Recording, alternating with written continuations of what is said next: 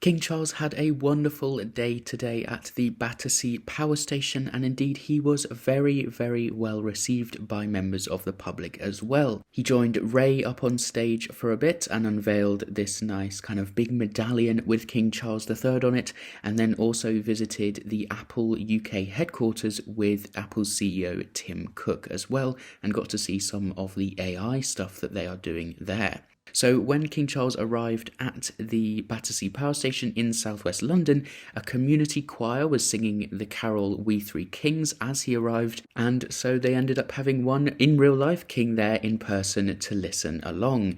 He said to the singers, "You must be frozen, you'll need a stiff drink," who were gathered outside in kind of a drizzly day, and the king met Apple chief Tim Cook there at the computer firm's UK headquarters in the huge former power station building before singer Raye gave them a seasonal serenade of Holy Night.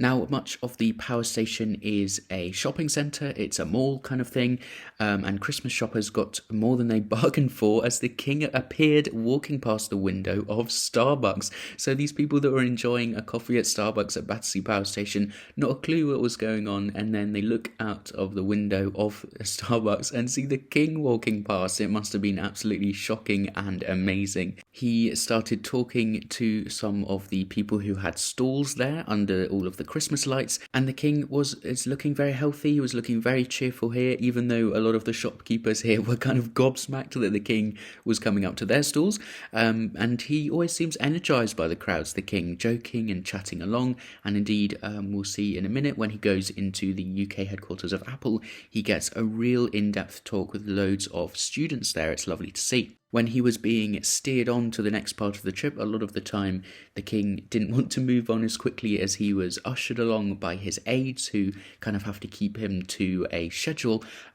So he was steered on to the next part of this trip. He still dived across for an impromptu meeting with shoppers, shaking hands and facing the wall of mobile phones that appear as soon as he entered the building. And so the trip to the power station did indeed seem to really, really energise the king. He was introduced to, for example, 90-year-old Rita Kelly, who had worked here in the 1950s when the turbines were pumping out power for the capital, when it was an actual power station and before it was converted into a shopping centre, and she said she was honoured to talk about her memories with the king. She said working here was a very happy time, although she said the king seemed to know about her mischievous side when, as a youngster, she'd misguidedly tried to go upside one of the huge chimneys.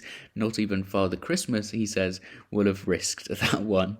Moving along, the king then visited the curated Makers Market and saw the stalls for small traders and craftspeople. It was founded by Megan Jones, who has been supported by the King's Trust, formerly known as the Prince's Trust, of course, when King Charles was the Prince of Wales. And one of the people that chatted to the king about her handmade jewellery said people tend to go to big shops, but here they can talk to people behind the brand. Another seller says she was delighted by the king's interest in people making a living from handmade crafts. She said, as a parent, it's a much more flexible way of working. Now, during the King's visit, we actually got a bit of information about the power station that has kind of not been very well known so far, but the link to Buckingham Palace, of course, the power station in the 1930s used to produce a fifth of London's electricity, and it supplied landmarks such as Buckingham Palace and the Houses of Parliament. And in the control room, the link to Buckingham Palace had been discreetly labelled as Carnaby Street in case anybody broke in and literally wanted to switch off the palace lights, said a spokesperson for the power station. But with the crowds and cameras for the King's visit today, it was probably louder inside the halls than when it was generating power. It was absolutely raucous. There were so many people very, very enthusiastic to see the King. The crowds were loving it. And this included a lot of people who were shopping on the walkways above the king. The king, actually, in some of the footage I've seen, he looks up, he looks at all the shops and kind of levels above him, marvelling at the size of this shopping mall.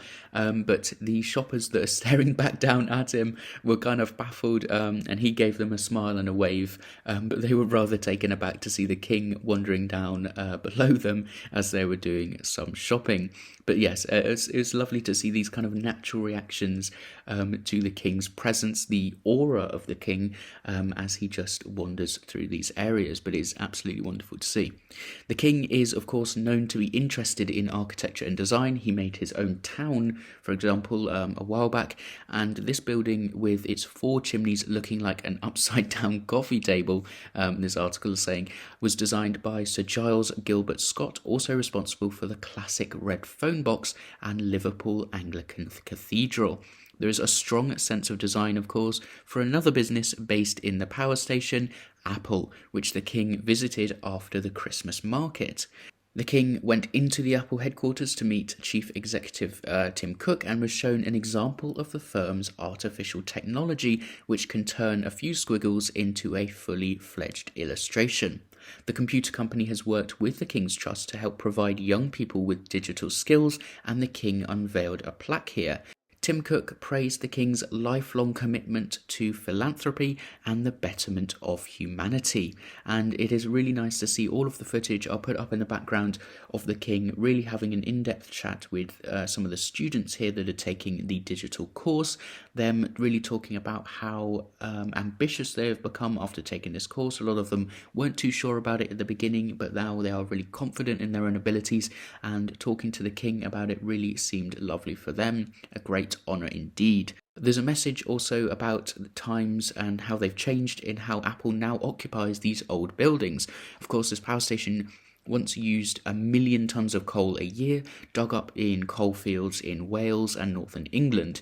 It is tech firms like Apple and designer shops, though, that now fill the huge halls, and indeed many of the kind of industries we have shipped basically overseas, and we just import it now rather than having these homegrown industries. And given how much the King has been photographed by mobile phones, there are probably not many people in the country who have seen so many iPhones close up. At the end of the visit, drawings by children at a nearby primary school were projected onto the giant chimneys, climbing up into the evening sky, and this was lovely. As the King left, there was more music with a performance by Raye. So after all the Christmas trees and conversations, maybe it was time for his own stiff drink, as he mentioned to those singers that were welcoming him to the event.